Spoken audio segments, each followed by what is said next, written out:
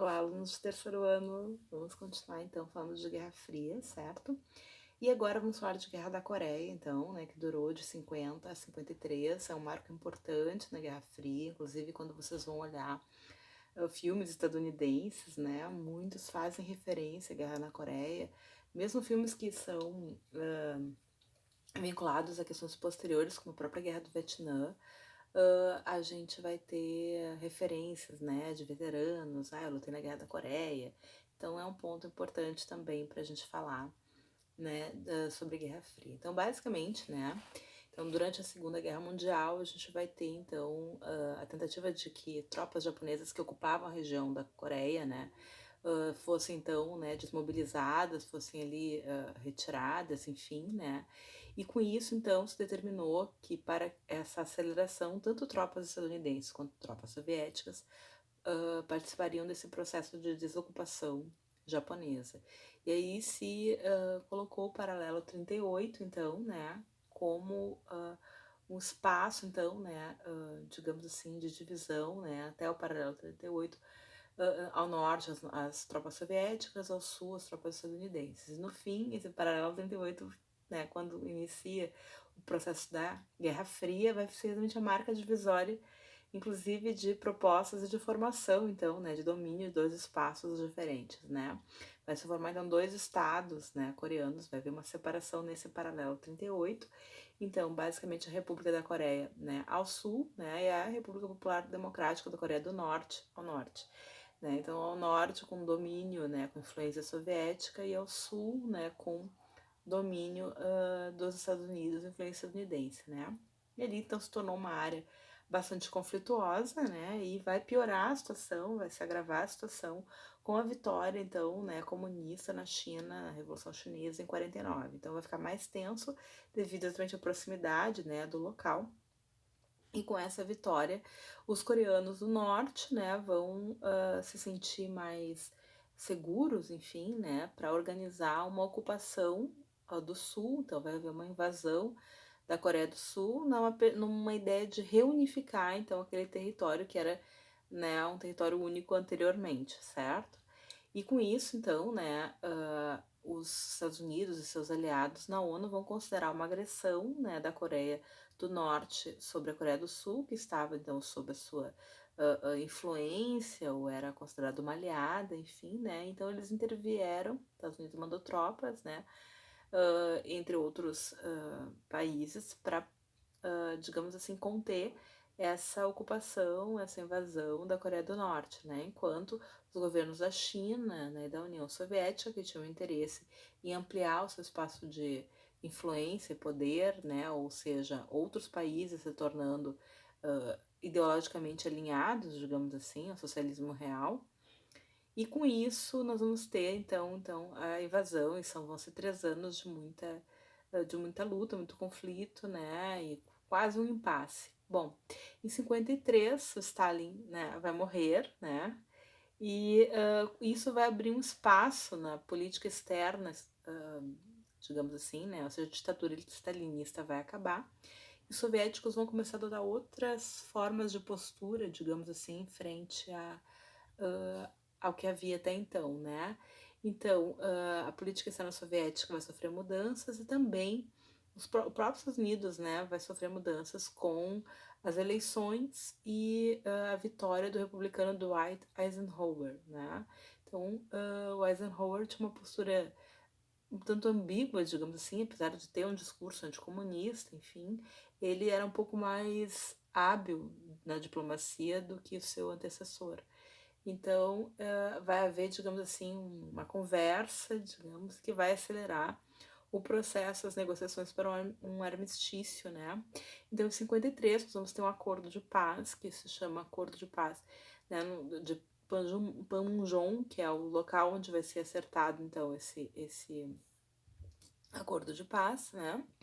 E aí restabeleceu o que havia antes, que era o paralelo 38. Então, o paralelo 38 vai ser a linha divisória entre, então, a Coreia do Norte e aproximada, né, da região da União Soviética, enfim, né, e a Coreia do Sul, alinhada, então, basicamente, com os Estados Unidos. Então, basicamente, a gente tem até hoje essa divisão, né?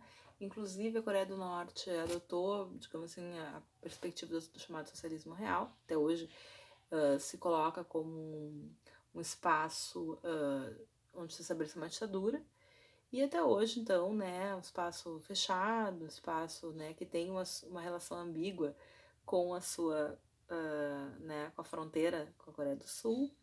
E há uma série de situações, né? Enquanto a Coreia do Sul continua recebendo uma série de investimentos, tecnologia estrangeira e até hoje, né? Então daí conseguiu se industrializar e se modernizar, enfim, e é considerado então um dos tigres asiáticos, né? Devido à sua potência, né?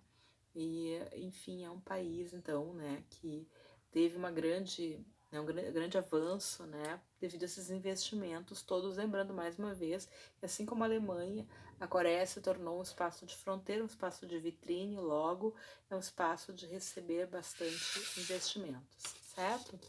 Trabalhamos Coreia, certo? Agora a gente vai falar um pouquinho sobre tanto os Estados Unidos quanto União Soviética na Guerra Fria, certo? Bom, então basicamente, como eu falei para vocês, né, a Guerra Fria vai sofrer uma série de situações de momentos de agravamento, momentos de convergência, de divergência maior, de tensões que se acentuam depois que se acomodam, enfim, né? Então, basicamente, com a morte, né, do Stalin, né, do ditador Stalin, e a política do Dwight Eisenhower, né? A gente vai ter então esse abrandamento, né? Um certo abrandamento nessa Guerra Fria, né? Vamos ter depois momentos de tensão maior novamente, mas este é um momento mais brando, digamos assim, vamos ter uma certa aproximação, assim, um certo diálogo, né? Mais diplomático entre Estados Unidos e União Soviética. Isso fica conhecido como coexistência pacífica, certo? Então, termo para este período no qual há um abrandamento dessas tensões é chamado então coexistência pacífica e está muito relacionado com a política externa do Eisenhower e com a morte do Stalin, né? Que, digamos assim, né, o seu sucessor, que é o Khrushchev, ele vai ter um outro olhar, digamos assim, vai tentar estabelecer uma relação menos tensa, digamos assim, com os Estados Unidos, tá?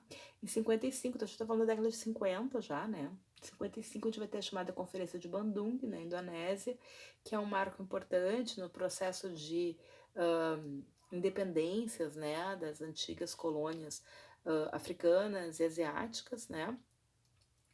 E é um momento no qual a gente vai reunir uma série de países asiáticos, africanos, enfim, tentando criar um novo bloco político. Então, naquele período, a gente tinha basicamente, né, a bipolaridade, que eles vão entender como primeiro mundo, o segundo mundo seria a União Soviética e o Bloco Socialista, e aí vai surgir uma ideia de terceiro mundo, mas também com viés assim de um terceiro mundo também desenvolvido, um mundo em subdesenvolvimento, digamos assim, certo?